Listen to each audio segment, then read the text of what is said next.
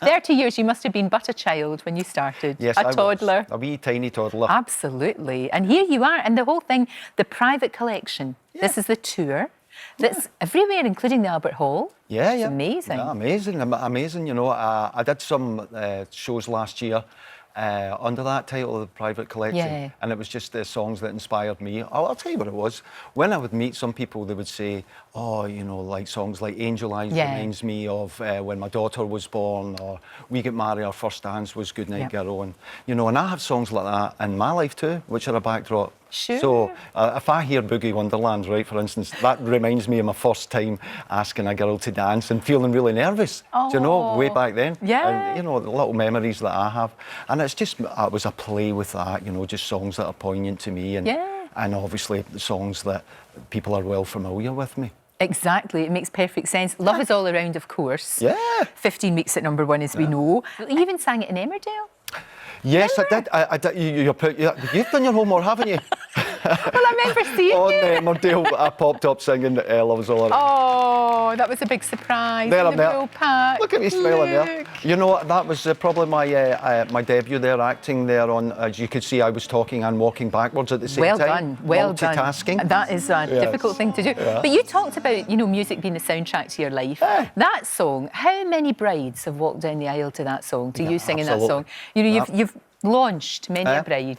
Me and Brian Adams. I know, that's true. Absolutely. That's true. You look so happy and so well. I mean, you've always got that smile. Oh, that's signature smile. But you do, and it's been 20 years, you're clean, sober, doing great. Absolutely. Well done. Thank you very much. That's something amazing. I'm very proud of. You should be really proud of it, I because when you become really successful in the way that you did and the way that the band did, absolutely, it can be really overwhelming, can't it?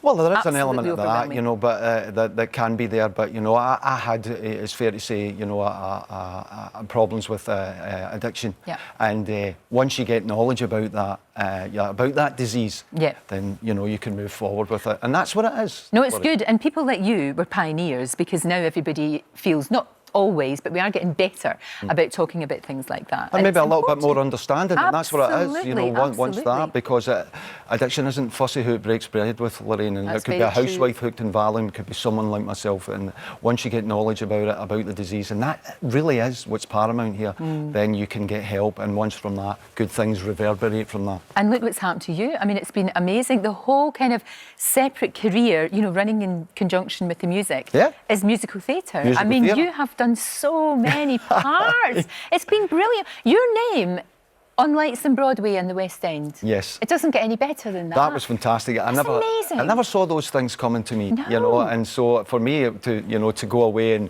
do Chicago, which is back in the West End, which is a testament to Kander and Ebb's score, which is wonderful, was brilliant for me. Working with Tim Rice, Andrew Lloyd Webber, the ABBA Boys too, doing Chess, which is, I mean, phenomenal, and it never ceases to amaze me. But you really won people over, because it's always difficult. You know that there'll be people with their arms folded saying, "Who's this pop singer that's coming here to me?" And yet you did so brilliantly, and continue to do so. Well, you and your mammy did come to see me in Chicago, didn't you? You flew the flag, which is brilliant. Which is brilliant for me. I thoroughly enjoyed it. And when you get that, when you see things like that happen in your career that you didn't see coming, it's wonderful. Wonderful. I'm so glad you didn't do I'm a Celeb.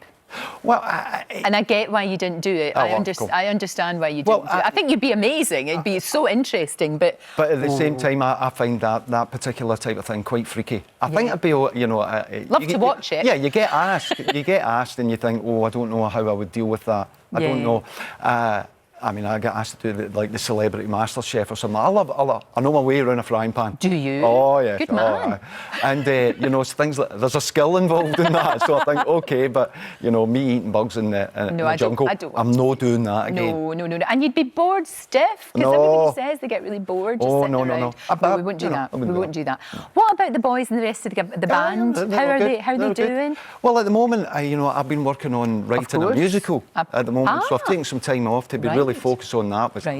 It's based on Scottish kind of folklore that my grandfather used to tell me stories. So I've been working on that with a few of my friends. Jack Bradley's doing the book, and it's a wonderful for me to because having been involved in so many, to have I wanted to focus in on that, take the best part of this year to work on that. Wow. Oh, that would be incredible. When do you see that? I mean, that's going to take a wee while to It is, yeah. I know the fastest writers. No, but these things don't happen overnight, do they? No, they really don't. You've got to get it absolutely right as well. You've got to, and I know what a perfectionist you are. You want it to be I really want to do it. on. And Sean McKenna's doing the lovely lyrics, and Grant Mitchell, who I write a lot with, is working on it. So I'm super excited about it. Oh, that's amazing. I just said super excited. You did? I've never ever said super excited before. Keep saying it. It's a good thing to say be super excited. But you showed pictures of me. Why didn't you show pictures of you? I mean, you've interviewed me over the years. I mean, you've been very loyal.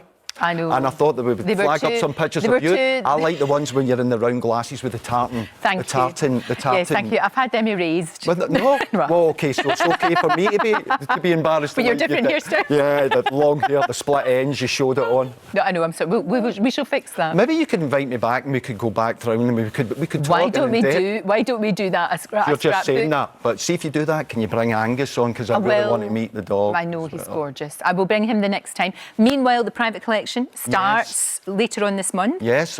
And we'll stick all the dates on the website. Yeah, I know there's the Albert Hall one and there's ones all over the country. Are you going to come? Are you going to bring your mum? You're just saying that. I'll bring Angus as well.